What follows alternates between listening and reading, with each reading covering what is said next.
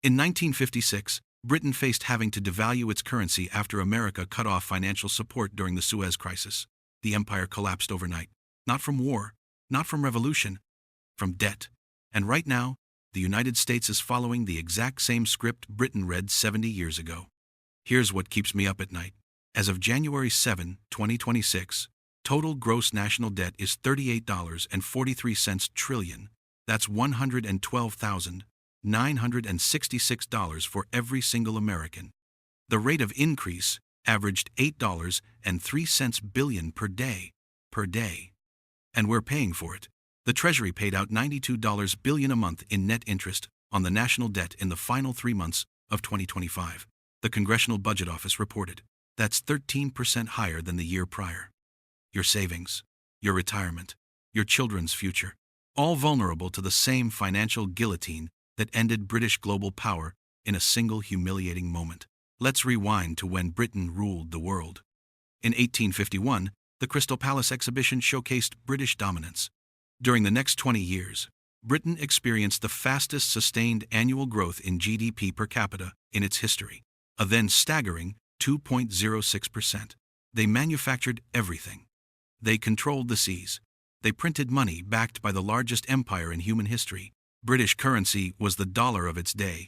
Everyone wanted pounds sterling. Everyone needed it for trade. By 1820, 30% of Britain's exports went to its empire, rising slowly to 35% by 1910. Sound familiar?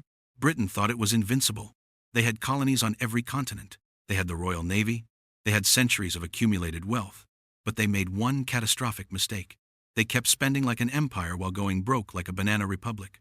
World War II changed everything. With nothing to export, Britain had no way to pay for imports or even for food.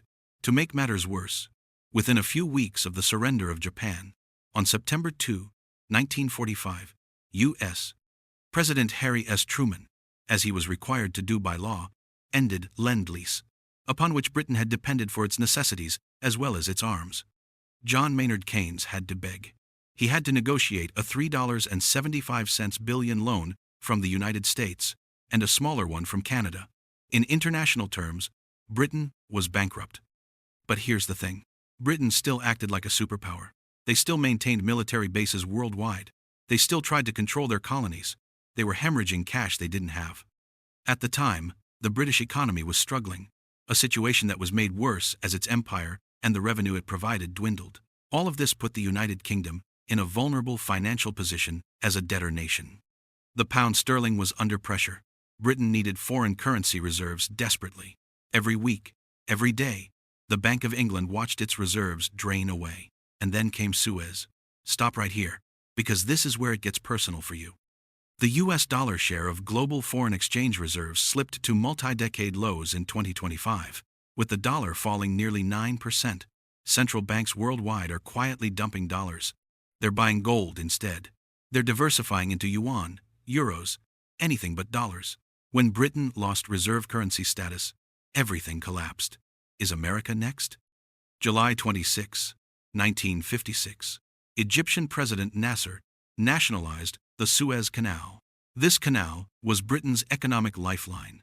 It was central to maintaining links with its remaining overseas possessions and the main source of oil in the Middle East. Britain panicked. They couldn't lose Suez. They wouldn't. So Prime Minister Anthony Eden made a secret pact with France and Israel. They would invade Egypt, take back the canal by force, restore British prestige. There was one problem.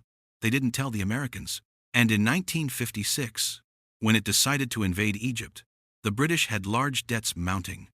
Their annual repayment of post-war loans was due to the United States and Canada at the end of the year, and at $175 million, it was no small bill. October 1956. British forces invaded Egypt for 48 hours. It looked like they might succeed. Then America acted. President Eisenhower was furious. The invasion was happening while Soviet tanks rolled into Hungary. It made the West look hypocritical. It threatened American influence in the Middle East. So Eisenhower deployed the financial nuclear weapon.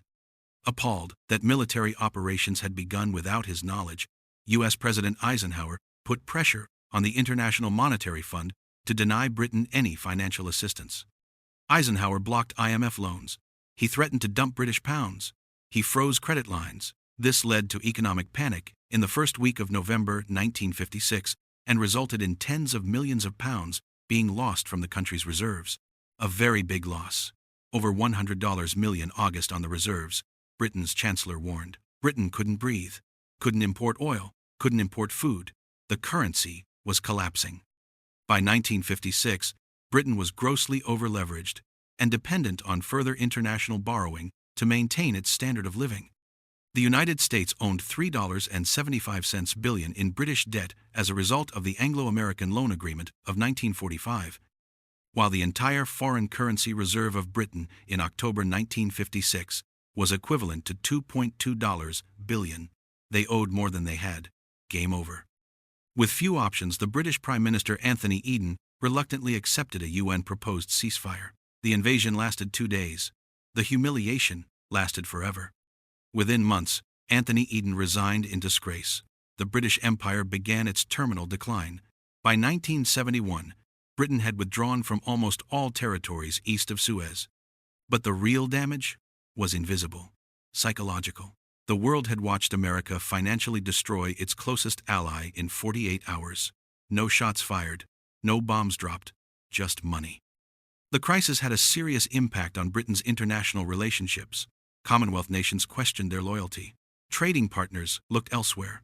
And here's the brutal truth. The new administration determined with unduly urgent haste that Britain would have to leave India.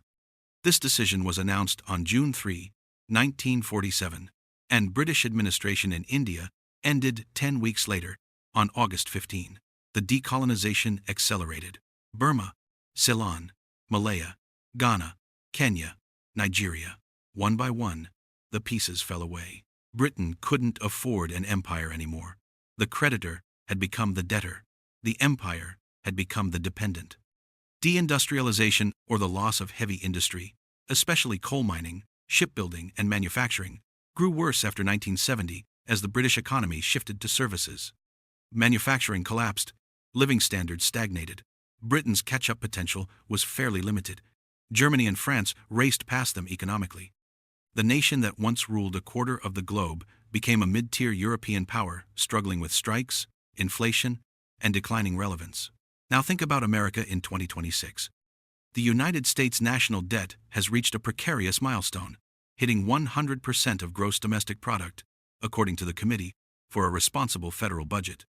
Interest costs on the debt surged to roughly $1 trillion last year, consuming a near-record 18% of federal revenue, an amount comparable to the entire Medicare budget. We're spending more on interest than on Medicare, more on interest than on defense, and it's accelerating. Net interest has almost tripled over the last 5 years. Here's what Britain didn't understand until too late. Reserve currency status isn't permanent. It's conditional. Britain had it for a century. Then, they lost it. Not gradually, suddenly. America has had it since Bretton Woods in 1944. 82 years. IMF COFER statistics show that the dollar remains the leading reserve currency in Q3 2025, comprising 56.92%, whereas the euro stands at around 20.33%. Still dominant, but shrinking. The dollar's share of allocated foreign reserves of central banks and governments has been decreasing over the last 2 decades. China is settling oil trades in yuan. Russia demands rubles. India pays for imports in rupees. Saudi Arabia considers yuan-denominated contracts. With the U.S. very much doing whatever it wants. I think there's going to be a real push this year to bring capital home. Jay Pelosi, founder of TPW Advisory, tells Axios. The world is diversifying away from the dollar, not loudly, not dramatically, quietly, methodically, like water eroding stone. And here's the thing. When reserve currency status goes, it goes fast. The Committee for a Responsible Federal Budget warns about 6 potential crises: a financial crisis, an inflation crisis, an austerity crisis, a currency crisis, a default crisis, a gradual crisis, or some combination of crises. Fiscal irresponsibility has contributed to financial crises several times around the world, including in Argentina in 1998, Greece and others in Europe around 2009, and Brazil in 2016. The CRFB warns. It happened to them. It can happen to us. Think about what happens when the dollar loses reserve status. Foreign central banks stop buying treasury bonds. Interest rates spike. The government can't borrow cheaply anymore. Social Security, Medicare, defense, everything gets cut or inflated away. As the dollar's reserve currency status diminishes, so does our ability to tax the world by creating more money, he wrote. When reserve status is lost, maintaining current spending levels and servicing the debt will be even more painful for Americans who will bear the full inflation tax. You think it won't happen here? Britain thought that too. They had the largest empire in history. We have the largest economy. They had the pound sterling. We have the dollar. They had the Royal Navy. We have 11 aircraft carriers. They went bankrupt anyway. Look at the parallels. Britain maintained military bases they couldn't afford. It was because of Treasury arguments about the effect of high defense expenditure on the economy that Britain finally accepted reality. America has over 750 military bases in 80 countries. We spend more on defense than the next 9 countries combined. Britain ran persistent deficits. The federal government's cumulative deficit for fiscal year 2026 was $601 billion at the end of December. Britain ignored warning signs until crisis forced their hand. Fearing economic ruin, the British acquiesced to the Americans' demands. Who will America acquiesce to? Britain lost India, the jewel in the crown, because they couldn't pay to keep it. What will America lose when the creditors come calling? Taiwan? NATO? Korea? As a creditor nation, the United States was able to wield its financial might to influence the foreign affairs of its debtor. As a debtor nation, the United Kingdom's foreign policy was vulnerable to the will of its creditor. America is now the debtor. China, Japan, and others hold our debt. They're our creditors now. The roles have reversed. History is repeating. The script is identical. Here's what Britain learned too late. You can't spend your way to greatness when you're borrowing the money. You can't maintain an empire on credit cards. You can't be a superpower and a debtor simultaneously. Britain chose empire over solvency. They lost both. America is making the same choice right now. Every continuing resolution, every debt ceiling increase, every kick the can down the road moment. We're one crisis away from our Suez moment, one geopolitical miscalculation, one creditor deciding dollars aren't worth holding. The difference is, we still have time. Britain didn't realize they were in checkmate until the game was over. We can see the moves coming. With debt at 100% of GDP, the report argued, the U.S. has less fiscal space than any time in history in case of another war, pandemic, or recession. No room for error, no margin for safety, no backup plan. When the next crisis hits, and it will hit, will we be able to respond? Or will we be forced to our knees like Britain in 1956? The American empire cost $38.43 trillion and counting. Every day we add $8 billion more. Every month we pay $92 billion in interest to foreign creditors. This isn't sustainable. Everyone knows it. Politicians know it. Economists know it. The bond market knows it. But nobody wants to be the one to say stop. Britain waited until America forced them to stop. Who will force America? The bond vigilantes? The Chinese? The Saudis? Reality itself? Reserve currency status gave America 7 decades of prosperity. It let us run deficits other countries can't dream of. It let us sanction, spend, and dominate. But it's not magic. It's conditional.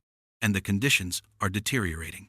So here's my question for you. What would you do if you woke up tomorrow and the dollar wasn't the reserve currency anymore? If China or a basket of currencies replaced it? If suddenly America had to balance its budget like every other country on earth? Would you be prepared? Would your savings survive? Would your retirement be safe? Think about it. Because Britain's elites were surprised in 1956, they thought it could never happen to them.